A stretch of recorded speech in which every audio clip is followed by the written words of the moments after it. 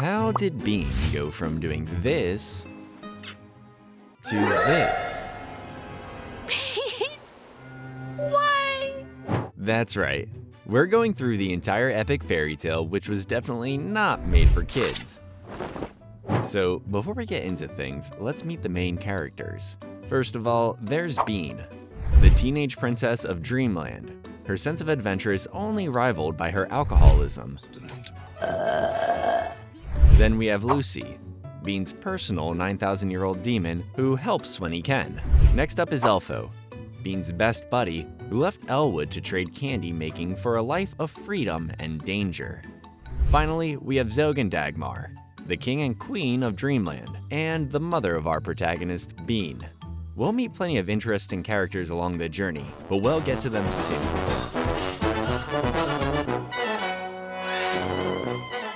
Our first episode, A Princess, an Elf, and a Demon Walk into a Bar, begins with us meeting Bean the princess, kicking ass in a poker ring while her royal guard is found tied up in bed, begging to never be assigned to watch her again. Anything's safer than guarding that princess! When Bean is fetched, she's reminded that she's to be married, which doesn't interest her at all, given that she's never met the boy and is only doing it as a peace treaty. This wedding hassle for a stupid political alliance? She's then transported, hogtied under a carriage, by Oddval, the king's right hand, to the castle in order for her to get ready.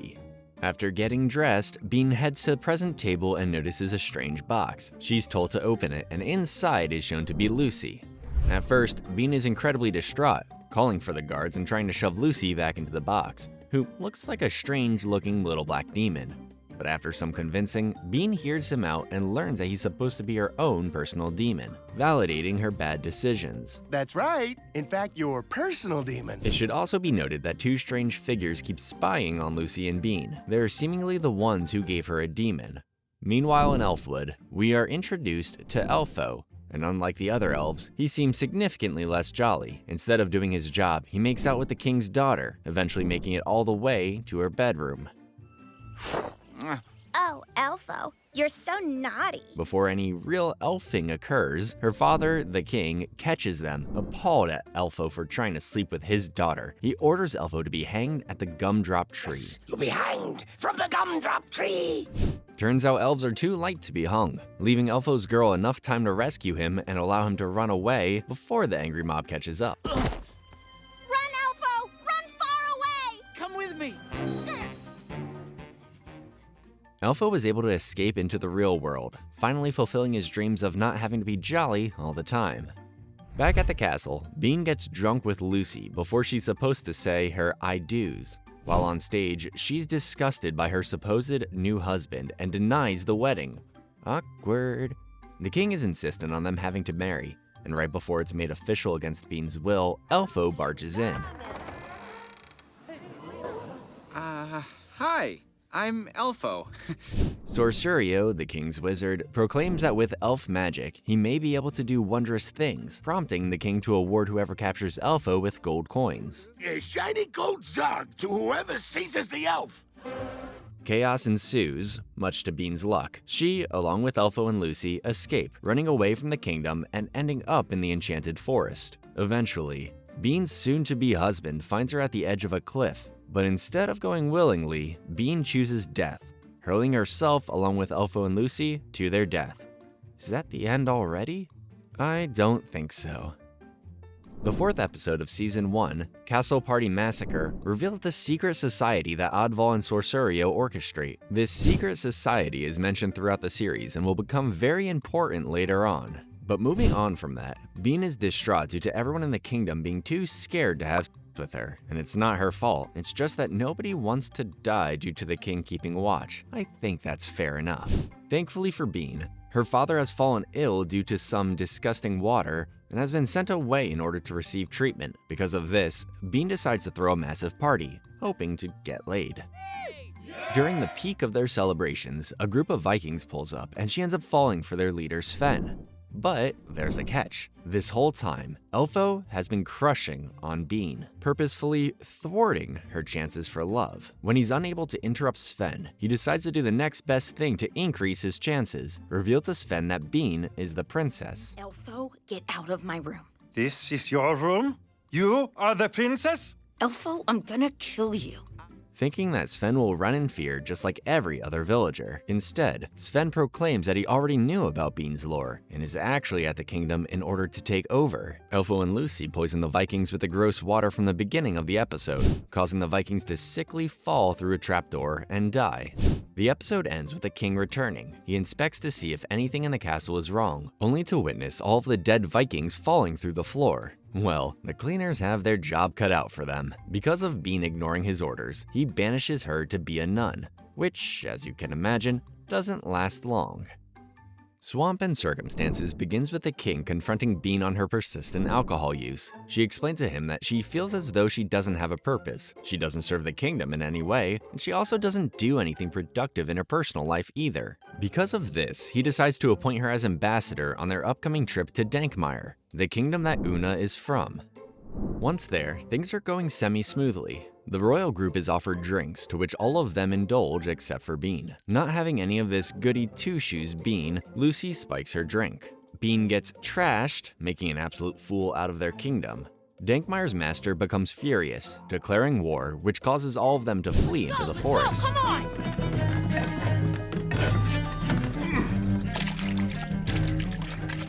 They end up getting captured by monsters and almost eaten, but Bean is able to fend them off, leaving them with enough time to run back to the castle. The episode ends with Bean being granted permission to enjoy the festival. Go on, but sneak home by sunup or You'll cut off all my toes. I'll leave you one for good luck. Thanks. Having her father forgive her for the embarrassment since she saved them all. Finding out more of the show's lore, The Limits of Immortality begins with King Zog talking to the statue of Dagmar, his ex-wife and the mother of Bean. Meanwhile, Sorcerio is shown attempting to make the elixir of life, but fails miserably. And blood of elf. Doink. Upon confiding his struggles with Oddval, the two go on a brief trip to acquire the book that will tell them exactly what they're missing. The book highlights the need for Elfian blood, with its natural healing powers being an essential ingredient in the elixir. Elixir of life with rice. When the king finds out about this, he immediately calls to hunt down the pendant they need to hold the elixir, and Elfo, who had just been kidnapped. Bean is assigned to go with them, not knowing that they plan on using Elfo's blood. The crew, after a long and frightful journey including the edge of the world, angered kings, and filling an entire village in sand, acquire both Elfo and the pendant and head back to their kingdom. Upon returning home, the king tries using Elfo's blood for the pendant, but it doesn't work. This is when Elfo finds out for the first time that he isn't a full-fledged elf. The king banishes Elfo for lying, even though he had no idea about his heritage and assumed he was an elf his whole life. Bean and Luci follow him, ending up back in Elfwood. Little do they know that King Zog sent knights after them to find out where Elfo's true home is located, in hopes that they would be able to use other elves' blood instead. Lucky Elfo, I guess. While in Elfwood, Elfo confronts his father, who admits to him that he is only half-elf, with his mother being something else entirely. Unfortunately, right before Elfo learns of his true heritage, the army arrives, causing chaos. Elfo, Luci, and Bean fend off the kingdom's pursuits, successfully shutting off the real world from their magical little town before too much damage is done. While outside of the world, Elfo gets shot with an arrow. Way after the battle finished, someone in the crowd literally just sent an arrow flying for the fun of it. Even Luci was confused. After the battle, it's revealed Elfo got shot in the chest by a stray arrow. Back at the kingdom, Bean yells at her father, upset because she not only lost a friend, but also all respect she had for him at the same time. The king tells Bean the truth about her mother. She drank poison when Bean was a child. Bean had switched the two drinks, and her mother drank poison that was meant for her dad, presumably for someone else to take over the kingdom. Ever since then, her father had been trying to look for a cure at all costs. When he leaves her to process those emotions, Bean begins to cry, pulling out a handkerchief that she had gotten in Elfwood that has blood on it. Bean makes the difficult decision and chooses her mother. Trust me, I'm just as shocked as you, leaving Elfo to die, or so she thought. Once her mother is resurrected, the two hug and are happy to be together again. The next episode, Dreamland Falls, begins with Bean discovering motherly love for the first time. The two travel to Zog, who is ecstatic to see her. However, I can't say the same for Queen Una, Zog's new wife. Everyone emphasizes that Zog was in the right for obsessing over a cure, as none of them ever thought he'd succeed. During their discussions, Elfo's death is brought up, causing Dagmar to suggest having a funeral for him. Once they're there, Dagmar and Queen Una are less than respectful, physically fighting each other and causing a massive scene. Later that night, Una overhears a secret meeting that the king and his council partake in, questioning if they should make Una vanish. She leaves ominously, muttering, quote unquote, "We'll see who's going to vanish." We will see who is going to vanish. Throughout the next couple of days, more and more civilians turn to stone, to the point that Bean and Zog notice. The only people who remain untouched are Bean, Zog, Dagmar, Luci, and Oddval. They split up, assuming that Una is behind the stoning and wanting a better chance at catching her. Luci stays with a magic ball, going back in time to see exactly how Dagmar turned into stone the first time. And it's revealed that she's the one who poisoned the wine. She was trying to kill Zog way back in the day. Before being confronted, Bean and Dagmar head to the roof, where Dagmar begins going on a tangent, telling Bean that she wants to be able to be her true self, not the person her father tried to change her into. Before getting more answers from her mother, Dagmar tries to deal with her father, who just found out that the woman he loved tried to kill him. Afterwards, she fills the entire kingdom with her stone serum and convinces Bean that it's Una's doing. Together, the two flee to one of Dagmar's ships, where a confused Bean is greeted by a bunch of monster-looking people. The Disenchantress begins with Bean peacefully sleeping on her mother's ship. Queen Una tries her best to tell Bean the truth about what's going on, but Dagmar catches her before waking Bean, sinking Una to the bottom of the ocean. Is Dagmar really not aware that Una is a water creature? Seems pretty obvious, but I guess not. Upon awakening, Dagmar confronts a sad Bean, missing her friends and wanting to return to her kingdom. Dagmar further weaves the lies of Una in Bean's mind, assuring her that there's no kingdom to go back to. Eventually, the two arrive at Maru, a desert-esque kingdom.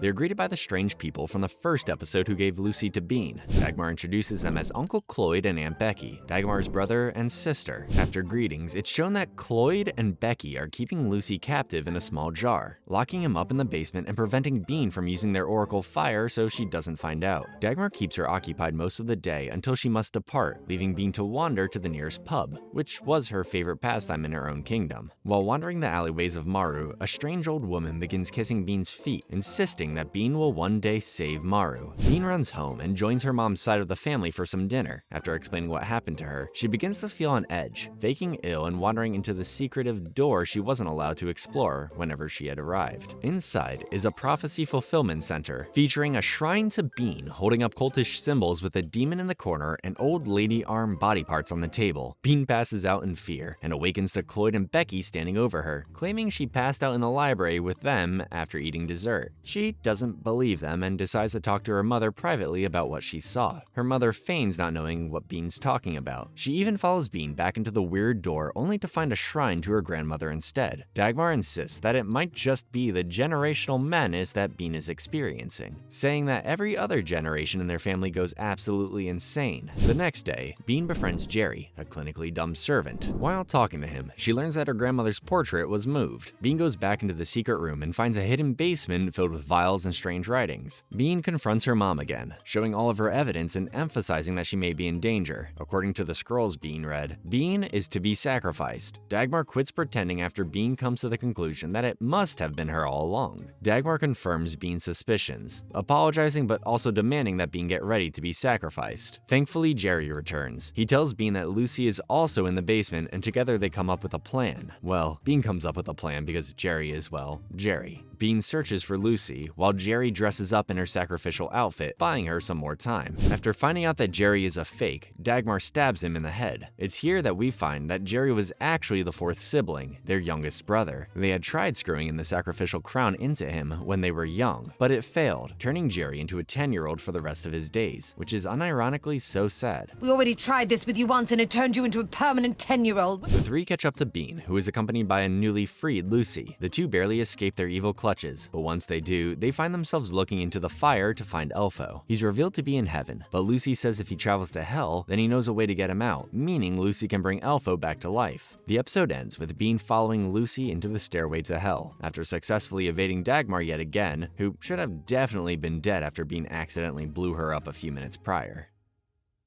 Picking up where we left off, Stairway to Hell begins with Bean catching up with Luci as the two continue their way down to Hell. Elfo in heaven tries multiple times to make God send him down to Hell, but is unsuccessful. That is, until Jerry is sent to heaven and Elfo calls him a dum-dum. This doesn't sit well with God, and he sends Elfo on his way. Once in Hell, it doesn't take Bean and Luci long to get caught, as they're not supposed to be there. Luci brags about convincing an elf to come to Hell from heaven, and instead of facing any consequences for being there, Luci gets promoted to Demon Level 2, successfully unlocking his wings. After a struggle, Luci eventually gets the three of them out of Hell, sacrificing his new demon status and his immortality by doing so. So maybe demons do have souls, or just Luci. The episode ends with Bean giving Elfo's corpse mouth to mouth, putting his soul back into his body and reviving him. Strange things are occurring to Bean in this next episode. The Lonely Heart is a hunter. It begins with Bean having a strange dream of her mother telling her to look at her childhood music box. When Bean awakens the next morning, she does just that, being weirded out from her dream. The next night, she has another dream of her mother, with Dagmar emphasizing that the magic is closer to Bean than she may think, and that the only way to find it is to trust herself. Later, she ends up finding strange Moravian arrow symbols randomly throughout the castle. She follows them and wanders upon a creepy small door leading to a cave-like basement. Once inside, her lamp shuts off and the music from her music box begins to play. She runs out of the room, smashing her music box once she returns to her own bedroom and throwing it into the ocean. The episode ends with Bean waking up to find her music box back in place as if she had never touched it. The Electric Princess begins with Bean slaying a fake electric dragon that is revealed to hold Sky Gunderson, a regular human man. He gets locked up in the kingdom's dungeons, with Bean going down to ask him her own questions as she's quite intrigued by him. He makes his own walkie-talkie, successfully communicating with his people. Bean decides that she'd like to travel with him, given that she's never met someone like him, and would like to get away from the world of magic for a while. He allows her to join him, with the two escaping Dreamland on one of his people's submarines. Once there, Gunderson warns Bean to stay in his shed so that she doesn't get herself in trouble, but as per usual, she gets bored easily. She leaves the shed and eavesdrops on Gunderson. Apparently, when he had arrived in Dreamland the first time, it was on a mission to kill Zog. Eventually, Gunderson notices Bean, and she barely escapes on one of their airships. She all but gracefully crashes into the castle, waving a gun around, trying to warn Zog. Oddval asks for a gun to be taken away, but Bean, scared of what the weapon could do, doesn't want anyone else to hold it but her. She struggles with trying to keep it, accidentally firing it and hitting her own father in the chest. The last episode of Season 1, Tia Beanie Falls, begins with Bean getting arrested on behalf of an accidental shooting that involved her father. Obviously, Bean didn't have anything to do with actually attempting to kill her father. However, Oddval and Sorcerio actively team up against Bean. Using their strings throughout the kingdom due to their secret society, they not only arrest Bean, but they also have it lined up that if the king does end up dying, they intend to control the kingdom using Derek, the king's idiot son, as a puppet. They have Bean locked up, with her only making it out after a stray servant believes his wife vouches for Bean over anybody else's lies. She tries getting the bullet out of her father, but before the deed is done, Derek pronounces Bean guilty. Before she can be burned at the stake, her mother swallows Bean, along with Luci and Elfo, in a giant hole. Season 2 begins with subterranean homesick blues. Starting off where Season 1 ended, Bean, Luci, and Elfo are now trapped in underground tunnels with her mother and a little species called Trogs. Bean wants to leave, with Dagmar emphasizing that she's not keeping Bean trapped there, but it's such a maze of caverns that she essentially is by not telling her how to leave either. The whole episode, Bean is trapped down there. Dagmar insists that the only reason she saved Bean was because she wishes to grow closer to her for real. Bean doesn't believe her, but attempts to pretend that she does in hopes of finding out more information about her weirdo mother. Eventually, she catches her mom eating the brains of one of the Trogs, most likely thwarting any hopes of rekindling with her daughter. Why is she even like that? Meanwhile, back on the surface, Zog awakens and overhears Oddval planning to kill him for good. In hopes of buying himself some time, he feigns sickness, pretending to be knocking on death's door in order for them to leave him alone. I'm dying over here. He comes up with a plan with one of his trusted servants. They're to come back to Zog with a casket, pretending to be dead and buried outside the kingdom. Then, he can simply escape once out of the eyeshot of everybody else. While this plan may be kinda genius, it fails miserably. The evil council catches wind of what he's trying to do, killing his helper and taking him away in the casket to bury him alive for real. Yikes. You're the Bean begins with Bean fleeing from her mother's room after witnessing the heinous brain eating. Dagmar admits to Bean that she was right about her mother not wanting to reconnect this whole time. Shocker. Dagmar locks Bean, Luci, and Elfo up coincidentally with an elf named Levo, who was the only other elf to leave before Elfo. He's on an epic journey to find the lost kingdom of the elves, who got caught because he was looking through the Trog's treasures. Anyways, moving on, the three eventually escape. Bean power plays with her mother, sometimes winning over the Trog's control and other times not. Eventually, Bean wins complete control over their hearts once they announce that she is their true savior, something they used to only reserve for her mother. While back in control, Dagmar asks for her crown back, to which Bean hands it over, thinking it's for petty purposes now that Dagmar is in the doghouse. But she uses the crown to teleport away. Awkward. Meanwhile, right before Zog was going to die, some Trogs dig up his grave from the ground up, thinking that he's a corpse and wanting to loot it. He eventually meets back up with Bean and escapes with her out of Trogtown after her mother vanishes, successfully ending the episode. Upon returning home and Beanie get your gun, everything seems off. Nobody is surprised that she and Zog are alive, and Oddval is acting strangely nice to her. A large celebration is held to commemorate Zog's return, but Bean is on edge. She does some investigating and eventually finds the servant's body that was supposed to be helping her father. The body was revealed to be shot by a gun, which is only accessible through Steamland, as they're the only ones with those types of technologies. She asks the magic ball for guidance, but after no answer is given, she zaps the ball with her black lightning that appeared when she handed her mother the crown in the previous episode. While this weirds Bean out, it absolutely terrifies Oddval, who is eavesdropping on her the entire time. Apparently, someone being able to shoot black lightning means they must be a witch. It should also be noted that through this episode, Zog is falling deeper and deeper into madness, not really knowing anything that's going on. The episode ends with a dark druidess, the lady who's been seen to hang around Oddval, part of their weird cult society, shooting at Zog and Bean. Oddval interrupts her plans, getting in the way of her being able to shoot a fatal shot. She then rides away from Dreamland on her motorcycle, but also drops her map, showing that her main destination is in fact Steamland.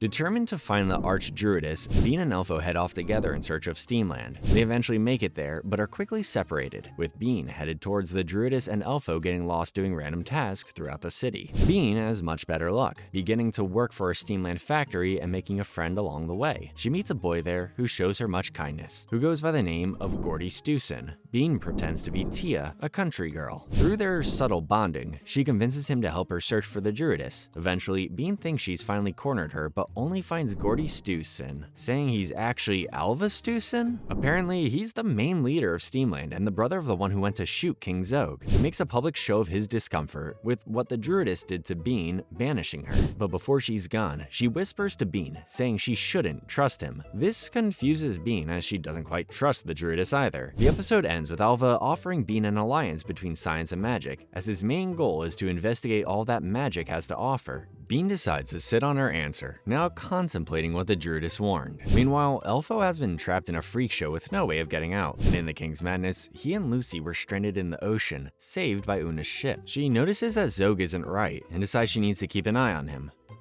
Freakout begins with Alva acting more freaky than he did in the previous episode. He continuously tries to woo Bean, even sending her a mariachi band. Desperate. Bean is uninterested and weirded out, fleeing from his penthouse and committing to find Elfo. Bean plays Sherlock Holmes, putting her pieces together and figures out that Elfo is currently residing in a freak show. She immediately goes to investigate, and by investigate, I mean cause total mayhem, freeing Elfo and a lot of the other freaks along the way. This is the first episode that we meet Mora, a later love interest for Bean, but we'll get to that later. The episode ends with Bean, Elfo, and the other freaks trapped, unable to leave. Frustrated and scared, Bean uses her powers, something she's still not familiar with. She shoots a bolt of her black lightning, causing a blackout throughout all of Steamland. Immediately following the blackout, Last Splash begins with Elfo realizing that because Mora was in the water, they never freed her. He and Bean hurry to help Mora, who jumps into the ocean and assists the two when they're having trouble hijacking a ship and leaving Steamland. Alva is frantically trying to keep Bean in Steamland, determined that together they could make something beautiful. Bean essentially scoffs at this, destroying any communication she has with her and sailing away from his godforsaken land. On their journey back to Dreamland, Bean and Mora fall in love, sharing sacred things with each other and experiencing real love. Unfortunately, the episode ends with Bean waking up on the shore of Dreamland, having previously hit her head. She's convinced that her fairy tale with Mora must have been a hallucinatory dream, but after Bean leaves, the necklace Mora gave her during her fantasies washes up on the shore, revealing to the audience that it was all real. Season 2, Episode 7, Bad Moon Rising. This episode is actually so weird. Upon returning home in Bad Moon Rising, Bean is still incredibly upset about her lost love. It takes moping around and tripping on drugs with Una to get her back into the right headspace. Bean decides to warn Dreamland of the coming threat of Steamland, trying to counsel Oddval. Instead of hearing her out, Oddval dismisses her and her stories. After being rudely kicked out, Bean decides to eavesdrop on Oddval, overhearing that he, along with the Seekers, plan to kill Zog to end the curse of the House of Grunkwitz. Bean reveals the information she overheard with Luci, Elfo, and Queen Una. She instructs Luci and Elfo to begin building an army to defend Dreamland, since nobody else is doing anything helpful in that regard. She then discusses with Queen Una the different options they could take regarding the secret murderous society. Bean insists that they should just kill them all, while Una wants to take the more knowledge-based approach and eavesdrop on exactly what they're up against. On the next full moon, Bean notices the Seekers Society members and decides to dress up in their robes to blend in. Oddval hypnotizes Zog to come to the basement at midnight, having known that Bean is onto them, and knowing that she was going to be there. At midnight, with them all there, Oddval gives the cue for everyone there to cut open each other's robes. Zog enters right as this happens, witnessing his daughter and ex-wife butt naked, presumably about to partake in an The episode ends with an extremely distraught King Zog fleeing. Unfortunately, he can't flee from his ever-deteriorating mind, especially not after what he just saw. Oh, and Bean is confused about whether the society is actually planning to kill her father, or if she just misunderstood that their cult is actually just a weird club. The madness of King Zog begins with Queen Una leaving the kingdom once more, claiming that if she stays there for too long, she won't be able to claim her throne as the most intimidating pirate of the sea. Meanwhile, Zog has gotten increasingly more mad, and is now a cause of real concern. Bean demands to talk to him, only to find his room in shambles and his speech broken. Oddval insists that Bean watch over him, to which she eventually agrees. Privately, Zog gets a message from Dagmar assuring him that she will get him out. The next morning, when Bean goes to check on him, he's missing. She ends up finding him down by the beach, now completely unable to speak. The two head back to the castle, but Zog becomes intrigued by a puppet shop, finding he's able to speak again if it's through his puppet. Little does Bean realize that the puppet she buys for her father is sold to her by none other than Dagmar herself. While all of this is going on, Bean has noticed a strange green fog that is headed straight towards Dreamland. She wants Zog to help her with the issue, grateful that he now has an object to speak through. Zog helps Bean command the castle, demanding weapons and a powerful front from whatever danger that may be slinking towards them. Slowly, Bean becomes suspicious of the puppet, finding that even when Zog is sleeping, it still speaks for him. She takes the puppet away one night to see what will happen, and awakens to a distraught Zog who is currently searching for said puppet. Once he gets his hands on it, he informs Bean that he's not unaware of his state and would like her to rule in his place. He announces this the next day, as he sends himself away to an insane asylum. Once Bean is crowned queen, the green smoke fully arrives at the castle. Once there, it's revealed that the green smoke was actually just two minor characters, Big Joe and Porky. They had recently been shunned away from the castle for being weirdos, and Bean still doesn't trust them. She immediately sends them to her dungeon. Once down there, Big Joe is visited by Oddval, who was the person who sent for them in the first place. Apparently, the two are collaborating to find ways around the Forsaken curse that Oddval won't stop thinking about. Later in the episode, Oddval has another conversation with Big Joe. Apparently, he found out the main reason for the curse is that Dreamland went up against some other unknown kingdom. With that information in mind, Oddval releases Big Joe, and they both continue on with their days. After the green fog is figured out, Bean is hit with another finishing blow, an entire horde of ogres demanding that they take Elfo. Bean puts up quite a fight, not letting any of the ogres get close to Elfo. While the fight on the surface is commencing, the King of Elves wanders into the castle's underground chambers, stumbling upon Levo. The two happen upon a lost throne, surrounded by strange runes. The two immediately realize it as the lost kingdom of the elves, meaning that the elves once ruled over Dreamland's land. Back at the surface, Elfo eventually sacrifices himself to the ogres in order to keep Dreamland safe, and once he's gone, Dagmar reveals herself. Bean blames her for the loss of Elfo, but Dagmar ensures her she had nothing to do with that, however entertaining it may have been. She drags Bean into an express elevator, but before it reaches its end, Luci tries to help Bean escape, only for him to be beheaded. Alone and scared, the episode ends with Dagmar showing Bean her true destiny. A wedding in hell? Also, Luci ends up in heaven. Not sure how that works. Dagmar has brought Bean down to hell in order to marry Satan, something Bean clearly does not want to do. Bean dodges Dagmar's requests over and over again, making up silly excuses and even eating her own lipstick. She cries over Luci's dead body, which momentarily brings him back to life, even though his soul is currently having a picnic with God and Jerry. The Trogs find Luci's dead body and decide to fill it with their sacred goo. The goo, for some reason, resurrects his body, which grows wings and flies away from Trogtown. Eventually, Jerry convinces God to bring him back to life in order to save Bean from her hellish fate. Luci catches a ride on Jerry's back as he too wants to help Bean. Rulo reveals to the elves that Dreamland is the sacred land of the elves, but that he's not quite ready to tell the humans that. During their meeting, Elfo's father learns of his kidnapping. Back in Hell, Bean learns that Dagmar manipulated the puppet in order for Bean to be queen, as she owes a debt to Hell. The only way to pay the debt is for the Queen of Dreamland to marry Satan. Whenever Dagmar tries to force Bean to sign the contract with her bloody handprint, Bean refuses, forcing Dagmar to sign it instead. Dagmar then transforms into the Queen of Hell, immediately calling for Bean to be seized. Bean frantically runs away and conveniently runs into Jerry and Luci. The three make it to another express elevator, assuming that they will go back up to Dreamland. But upon reaching the top, the elevator opens to Alva's penthouse. The episode ends with Bean walking in on Alva watching his little cartoons. Embarrassing. Brilliant for it now, bucktooth beaver!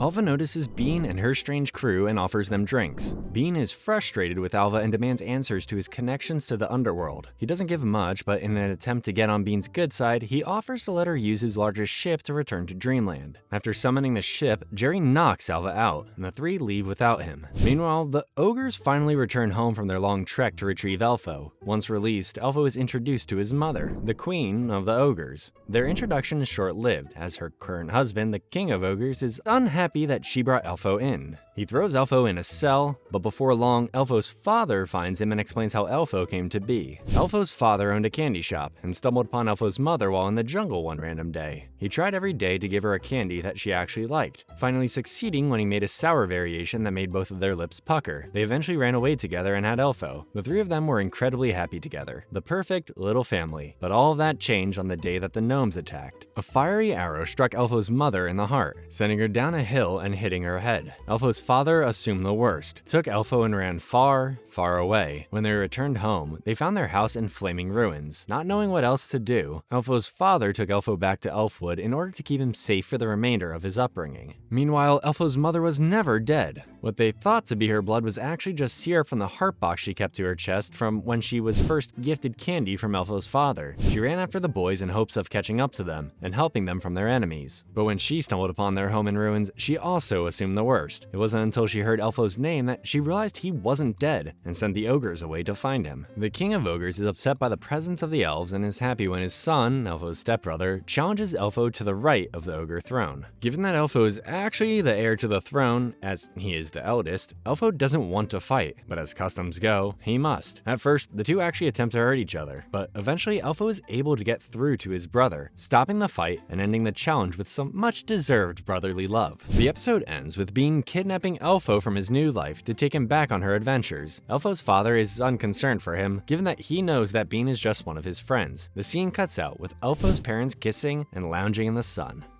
A little Zog POV in this next episode, The Cabinet of Dr. Chaz. Zog gets locked up in an insane asylum, and although his conditions aren't the best, he actually improves quite a lot. He eventually digs his own hole to escape. After running naked throughout the woods and becoming a monk, he runs back to Dreamland, convinced that his children need him after praying to God and finding a bean on the floor. Don't question his reasoning. I guess a parent's tuition is always right. Meanwhile, Bean and Jerry crash land in Dreamland, and Zog slowly makes his way back to the castle. Upon returning to Dreamland, Bean notices that something is up. There are almost no villagers throughout the kingdom, and the atmosphere is eerily quiet. Bean, Luci, Elfo, and Jerry investigate and find that Becky and Cloyd have taken over Dreamland. Upon being found, the two throw Bean and her friends into the dungeon. Zoe catches wind of where his daughter is being kept and rescues her through the sewers. Bean sincerely apologizes to Zog for sending him away, to which he quickly accepts the apology, shoving it under the rug and wanting to know who took over the kingdom. When Zog finds out that Becky and Cloyd took over, he almost goes insane again. In-laws, am I right? As the group goes down to take the evil siblings, Bean notices that they are turning all of the ugly Dreamlanders into goons. Bean confronts them, and before she's able to announce her discovery, Cloyd assumes Bean found out that their real goal is to find the magic. Bean, Zog, and the rest of the Dreamlanders fend off their castle from the siblings, leaving Bean and Zog in charge. At the very end, it's revealed that Zog got cut by the very claws that would turn him into a goon, but Bean miraculously saves him using the magic she still doesn't fully understand. The next episode, Bean Falls Apart, begins with Bean facing many different challenges inside of her own head. In Bean's dreams, she is greeted by Bad Bean, a manifestation of herself. Bad Bean explains to Bean that throughout her life, Bad Bean has been a little voice inside her ear telling her to do not so great stuff. Bad Bean also emphasizes that Bean does have true magical powers and teaches Bean how to harness her hatred towards her Black Lightning ability. Bean complies, curious about herself, but when Bad Bean makes Dreamland her target in her dreams, she quickly learns that Bad Bean is just that, bad. She uses her newfound control over her powers to kill Bad Bean in her dreams, unknowingly releasing Bad Bean into her body and relinquishing her autonomy over to the bad version of herself. Bean is then forced to watch Bad Bean pretend to be her while being trapped and unable to warn her friends, as she is now trapped inside a mirror. Thankfully, the real Bean has really good friends, and they instantly notice that something is incredibly wrong. Finds out the truth and reveals that Bean is trapped inside the mirror. Luci is able to get inside the mirror as personal demons can technically infiltrate their humans' dreams. While it takes him a few tries, he is eventually able to jump into the mirror and helps get Bean out. Bean and Bad Bean battle it out, with their fight ending with Bean decapitating her alter ego. Suddenly, to top everything off, Dagmar pulls up with Satan. She doesn't quite care which Bean's head she crowns, so she attempts to, and believes she does, murder Bean. The episode ends with a drowned Bean being kissed by Mora, her mermaid lady friend, and Dagmar sitting upon the Dreamland's throne with Satan, and Bad Bean's severed, crowned head. You know Dagmar is bad when literal Satan is scared of her. He's still shocked that Dagmar killed her own daughter, but she seems unamused. Apparently, all she needs is Bad Bean's body in order to fulfill her prophecy. She just needs to find it first. Bean's friends end up hiding it in Elfo's room. Not the smartest idea as he's a prime suspect, but okay. It doesn't take long for Dagmar to learn of the body's location. In a panic, Elfo and Mop Girl begin making out on his bed, successfully causing Dagmar to leave the room in disgust. Meanwhile, Mora hides Bean out in a nearby underwater cave and proposes that the two get married and run away together, as everybody assumes that Bean is dead. Bean loves her idea, but puts her kingdom first, insisting that before marriage, she must save Dreamland. After Mop Girl leaves Elfo's room, Bean hops into Elfo's window, which is embarrassing for Elfo as he was just proclaiming his past feelings for Bean to her dead doppelganger's body. Oh, and Luci is Satan's real son. Just gonna leave that there. Following off of the last episode, we learn that Mora is with Bean as well, and the two, along with Bean's friends, try to get rid of the body. At first, they want to dump it into the ocean, but Dagmar, in a panic, puts the whole castle on lockdown. Not knowing what else to do, they consult Sorcerio for help, but his acid bath, which he tries to use to get rid of the body, was too strong, causing acid to fall through the bathtub and onto the floors below. Okay, Breaking Bad. Dagmar gets onto them, and they all hide, with Mora and Bean hiding in the basement cathedral. While down there, they find a bunch of the Archdruidess's tools, one of which is a camera that was unknowingly planted inside the king's crown. When the two watch, they find that Zog is in trouble and in Steamland. The two race out of Dreamland to help Bean's father, much to the annoyance of her friends who are still dealing with Dagmar's evil reign. Mora and Bean race to Steamland in search of Bean's father. As per usual, while in Steamland they run into Alva, who offers them sanctuary and reveals where her father is located. He takes them to his penthouse, where a waiting Zog resides. Apparently, whenever Zog was in trouble, Alva rescued him, bringing him to a safe space and waiting for Bean to arrive ever since. Bean is incredibly skeptical of this entire charade, especially given the long and complicated relationship she shares with Alva. That night, when Alva hosts a dinner party for all of them, Bean decides to investigate. During her searches, she stumbles upon a large metallic robot version of herself that she gets trapped inside of. Alva announces that he made the device in order to harvest Bean's powers, as he thinks they must arrive whenever she gets angry. An educated guess? But, I mean, he's not wrong. In order to break Bean, Alva has the Dark Druidess enter the room to make fun of her until she reaches anger. It works, with Bean's energy being siphoned throughout the lab. Eventually, Mora and Zog find them and attempt to help release Bean. But before they can get the job done, Alva intercepts their attempts with his dumb little robots. Their future seems grim. But once the Dark Druidess shares that she actually buried Zog alive, all hell breaks loose. Bean releases a massive energy shock due to her frustrations, successfully short-circuiting the entire lab and releasing her from the robot. Together, she, Zog, and Mora flee from Steamland. Frustrated with yet another defeat, Alva announces that he plans to find help from a Trog named Hancho. Meanwhile, back in Dreamland, the Trogs found Bad Bean's other half and used their magical pink goo to make her somewhat animated. I mean, it's like a chicken with its head cut off. Zog and Bean drift off to Maru, where they are rudely snatched by Prudence, the Queen of Crows. It's the same old lady who had scratched Bean in a previous episode, claiming that she's going to eventually save them all. She's also the owner of the earnings that have been turning everybody into goons. Prudence requests her arms back, to which Bean happily obliges. After reattaching her arms, Bean is told that she must learn to hone in on her powers, as she's much more powerful than she might assume. However, upon trying to train her, Prudence proclaims that Bean is far too reckless and unfocused when it comes to her own abilities, and in shame, she sends Bean out of Maru. Outside of the kingdom, Bean is surrounded by a massive sandstorm, one that, for some reason, reincarnates Bean's old enemies. Using her powers, she conquers each and every one of them. The sandstorm seems to be one of Prudence's tests, and she finally allowed Bean to pass. Maru explains to Bean that the reason for Maru's downfall is, in fact, the Maru royal family, who drained all of the land of its power and made things even worse whenever they made a deal with Hell to gain even more power. When Bean is good and ready, she storms the Maru castle, throwing Cloyd and Becky into their Oracle Fire, which teleports them to her mother in Dreamland's Oracle Fire. After seeing Dagmar, Bean threatens her mother before blowing out the fire for good, ending Maru's reign and relinquishing power back to the lands. Back in Dreamland, Elfo, Luci, and Mop Girl rally the different species living amongst them, teaming up with the help of Mop Girl being a human-elf hybrid. She leads the group as one, uniting them for the first time in what seems like forever. The episode ends with Prudence giving Zog and Bean a spare airship so that they can fly back to Dreamland and save their kingdom. On the way back to Dreamland, Bean and her father crash land on a mountain. They end up getting captured by the insane asylum people, and whilst the whole situation is incredibly annoying, it also gives Bean some insight. During group therapy, the counselor questions Bean's desire to kill her mother and why she hasn't succeeded yet. Bean admits to him and herself that the real reason she's worried is that she doesn't think it's as simple as killing her mother. Not only is Dagmar an evil plotting witch, but now she's also the Queen of Hell, enhancing her powers, and even in death, she may be able to mess with Bean for the rest of her days. Bean decides that the only way to truly get rid of her mother is to completely wipe her existence. Bean fears this, though. Wiping out her mother's existence might mean killing herself in the process, because without Dagmar, there is no Bean. After processing and being in the asylum too long, Bean breaks herself and every other patient in their group free. Together, she and Zog head to Dreamland, where Bean prepares herself to end it all. Meanwhile, in Dreamland, Dagmar and Bad Bean grow closer, bonding in their evil ways and even genuinely liking each other.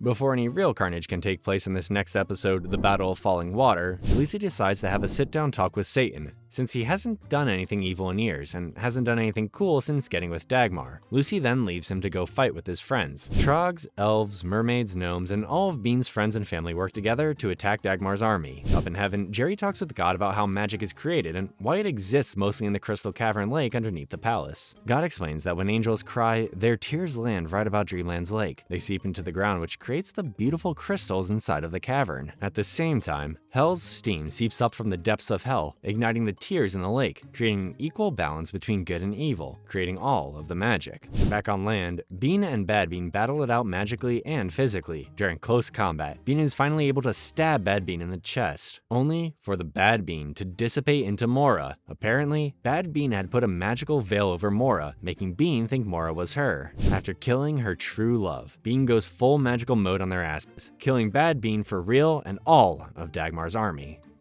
Bean, who's still upset about Mora's death, doesn't fight it when she's locked up in her room. She doesn't listen to Elfo, Luci, and Mop Girl either when they try to encourage her to continue to fight. Because Bean isn't listening, her friends try to figure out the magic situation themselves as Bean has freed magic throughout the kingdom, and everything is turning funky. Upon reaching the Crystal Cave, they run into Dagmar drinking the magical water from the pond. She spots them and kills Luci for real. That's savage. Right after Luci is thrown into a lava pit, Satan arrives, having thought over what Luci had said to him before all of the fighting began. He tells Dagmar how wretched she is. Wow. You know it's bad when even the King of Hell thinks you're horrible. He then leaves her to go about his own business elsewhere. Meanwhile, Alva has arrived on the island and is currently filling a ship with Troggu, talking nonsense about wanting to go to the moon. Elfo and the Mop Girl rush back to Bean and inform her that they're in love. Oh, and Luci has died. Upon hearing the news, Bean wakes up out of the funk she's in and begins trying to fight once more. She heads down to fight Dagmar, but is eventually outmatched, with Dagmar taking control of the the situation yet again. Up in heaven, Luci shows up again, but this time he doesn't seem to have a way back to Earth as his body has been completely destroyed by the lava. Jerry is really upset with God, who has just been standing back and watching all the horrible things happen down on Earth. He gets so upset that he ends up throwing a brick at God's head, knocking him out cold and plunging them all into darkness.